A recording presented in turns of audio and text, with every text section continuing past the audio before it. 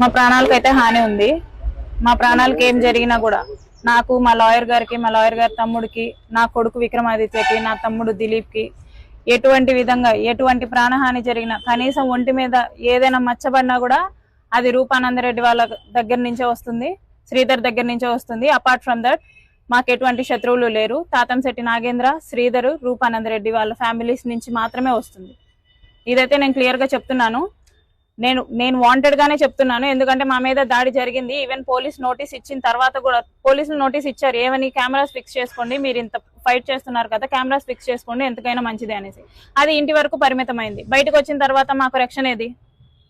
బయటకు వచ్చిన తర్వాత బహిరంగంగా దాడి చేశారు, మాకు రక్షణ లేదు.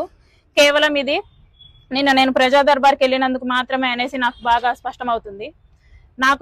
నాకు కానీ, నా కుటుంబానికి కానీ, మా లాయర్ వాళ్ళ కుటుంబానికి కానీ ఎటువంటి హాని జరిగినా సరే అది ముక్క రూపానందరెడ్డి ఫ్యామిలీ నుంచి, శ్రీధర్ వాళ్ళ ఫ్యామిలీ నుంచి, తాతంశెట్టి అండ్ జనసేన నుంచే అనేసి నేను స్పష్టం చేస్తున్నాను ఇక్కడ.